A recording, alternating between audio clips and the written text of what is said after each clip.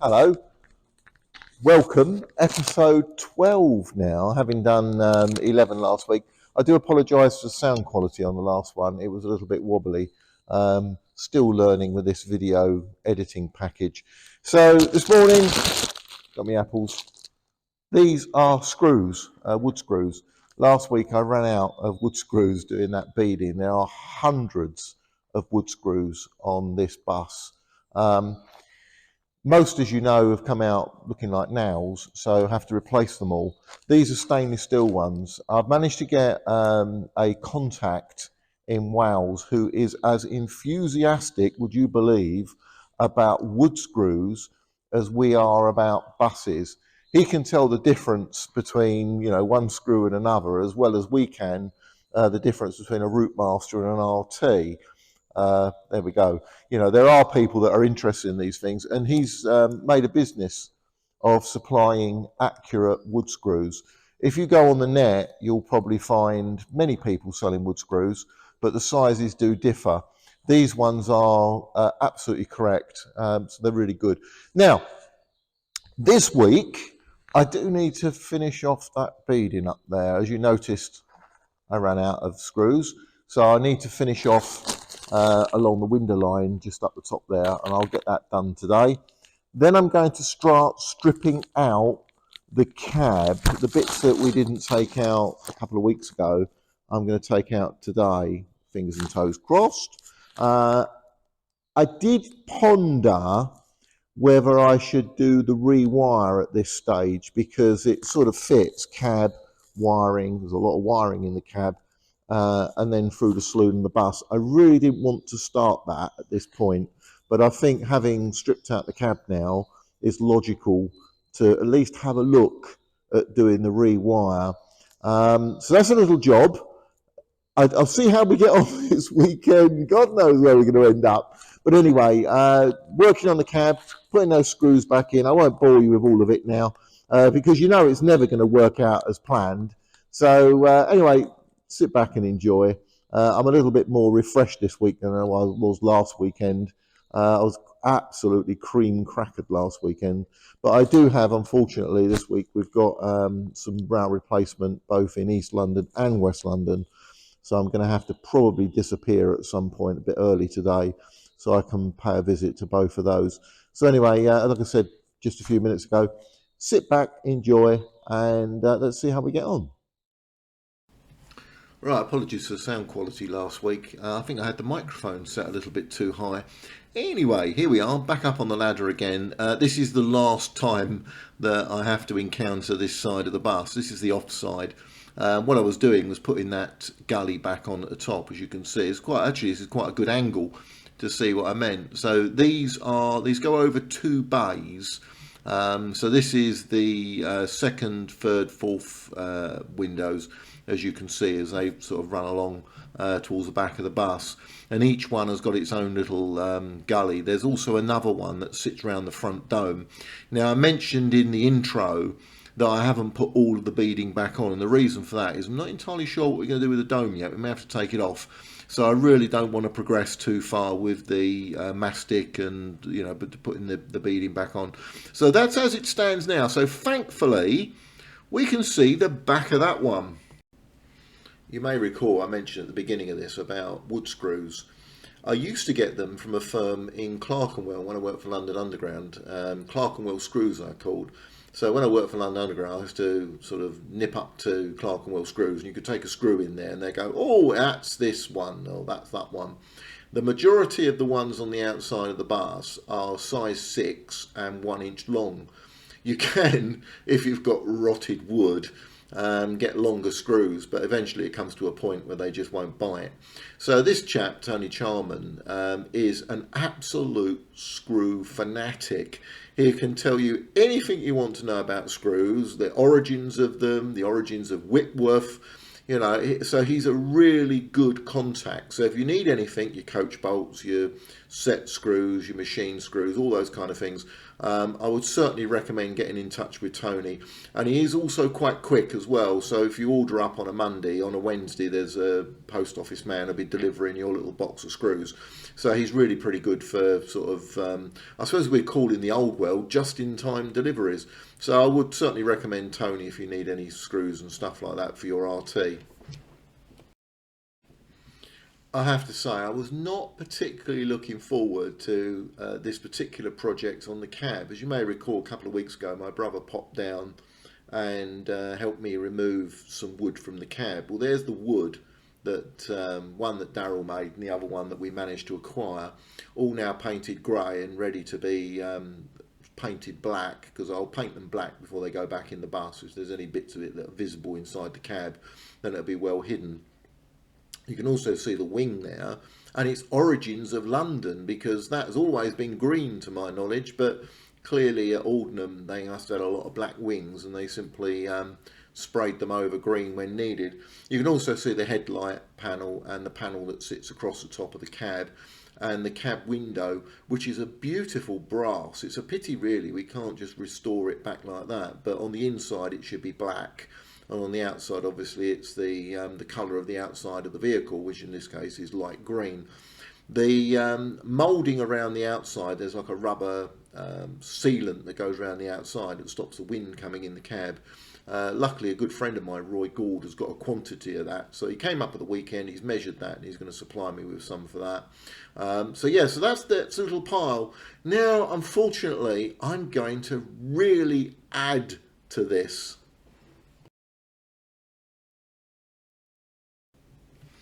I have to say, I was genuinely not looking forward to doing this. This is the mass of wiring that runs into the cab.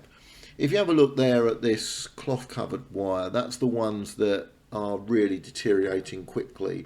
The PVC wiring, which I imagine probably goes back, I don't know, maybe 40 or perhaps 50 years, isn't too bad.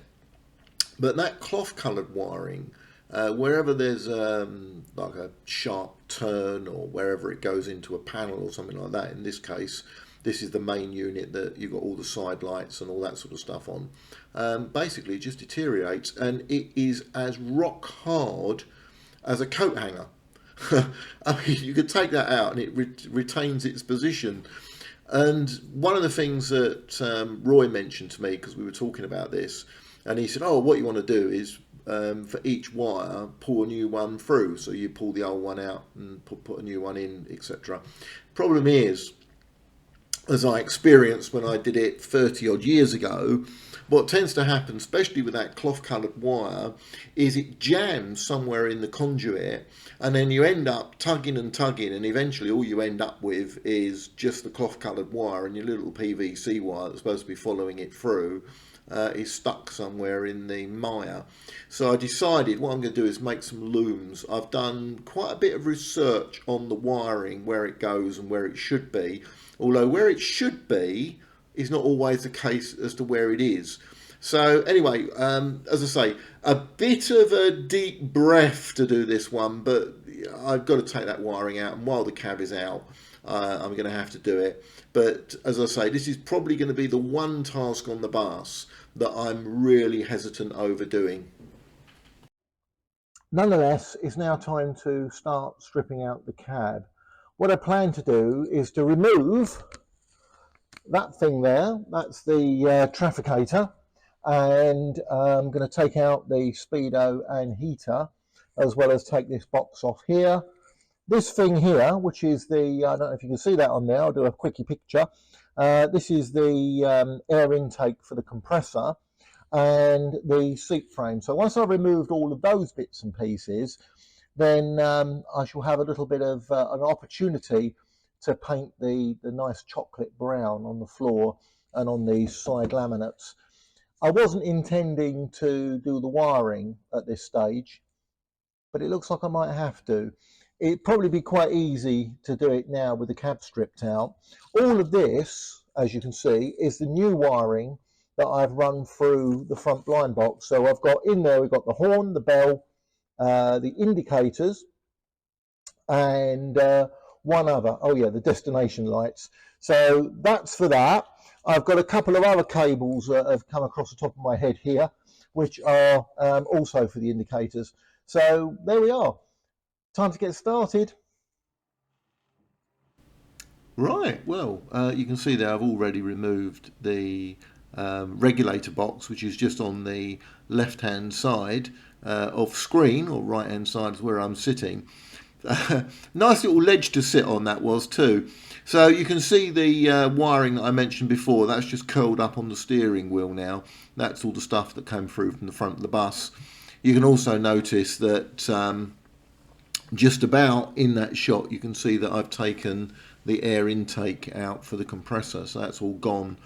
The plan of action is, over a number of weekends, I will rub that back bulkhead down, include the window frame and the ceiling, and then I'll respray that probably. I've got some semi-matte paint which will be quite nice on there. I've also, as I mentioned before in a previous video, or maybe earlier on in this one, I've got the brown paint as well. There's a tin of that. A company called Williamson's, who make paint for steam engines, contacted the London Transport Museum for me, and they managed to get the exact correct brown shade of paint. So there I am doing my usual thing, finding bolts that have fallen out and dropped on the floor. Luckily I've got most of the muck out of the cab. I did it's actually a lot cleaner than what it was. It was quite mucky in there, with loads of dust and old screws and all sorts of sort of detritus on the floor. I was going to swear there, I best not. Anyway, so yeah, so I cleaned it all out. So now when bolts do fall on the ground, on the cab floor, I can actually find them. Although unfortunately, there are some gaps. A couple did disappear down the gap while I was there. The other thing I do now is I make copious notes of everything. So if I lose a bolt, I make a note of it. If I have a problem with a bolt or a screw coming out, I make a note of that so that I can actually now tackle it later on. Because the worst thing is you start to put everything back in the cab, and then there's that one item. It's always going to be the last one that decides it's going to give you a lot of grief. So there we are. So that is the stripping out of the cab. The thing just above my head, you see that little grey box there? That was for the bell and buzzer. So that's been removed. That was a bit of conduit that I found and didn't expect to find, which sits behind that bulkhead. Now I'm not touching that. That's going to stay in there, but I will pull the wires through. You can see on the roof line there, there's all that conduit just above my head. Which is now indicated. All of that I removed as well. That came out really quite easy. I was expecting that to be a complete and utter nightmare, but it came up nice and easy. Sadly, I've got no footage of me cursing and blasting, occasionally with the odd screw or whatever that wouldn't remove itself. But anyway, there we are. So that's the cab. Okay, so while I grab a quick cup of coffee, we can speed this whole process up. The joys of video editing. So here we go, we're going to make it nice and short now. So it's the removal of the switchgear, which sits in the cab just above the driver's head. The starter and heater switch is just now at the bottom of that unit. It's just above the steering wheel. So there's all those little bits and pieces and loads of wires that are all completely cream crackered, unfortunately. So they've come out. And that's now going to join the pile of other bits and pieces which have been removed.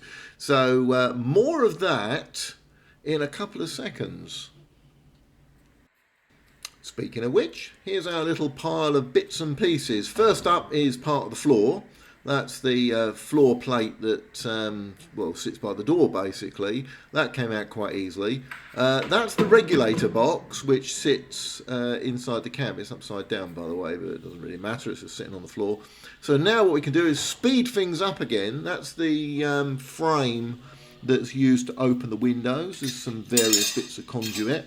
This is a bit like that thing on the Generation game, isn't it? Can you remember how many bits of conduit and how many bits came up for you got a prize, take them away? Right, there's the turret for the indicator. Interestingly, I do wonder if that had its origins on the bulbous horn. Someone actually mentioned the shape of that is very similar to the bulbous horn. So there's some other bits and pieces. That's the vent, that thing that's looking towards us at the moment. Then you've got the handbrake gasket sits around the handbrake pull. That's the cab heater. What next? Must be something next. There we go. Right, there's the Speedo, the Speedo head. A lot of this stuff I actually painted a few years back. That's the bell and buzzer. But, you know, if I'm going to do the bus again, it's 30 odd years ago. I might as well do the whole thing properly. So it all comes out. And that's probably one of the reasons why it's been a lot easier getting this stuff out. The last thing to fall on the floor there is the, well, that's the tax disc and tax disc holder and O license, which are the original ones from when it actually ran in service. They were the last ones, expired in August 1980. And the other item that you saw just fall on the floor there just before, that's the air intake for the compressor, a lovely bit of kit. So there we are. That's it. Gone. The air intake's gone. A load of stuff from the cab has gone. That conduit, which was in there, it has actually been removed. This is a shot I took before I removed it. I've looked up before. I'll get rid of that. So anyway, well, thank you very much for watching. Next week I shall be dealing with that pile of stuff you see just on the floor there, just on the corner of shot. So all of that's got to be dealt with. I'm starting with the darker colour items, the things that are black, so that'll be the gloss black and the semi-matte black. So I'm going to make a start on that next weekend. So thank you very much for watching. This is the end for now.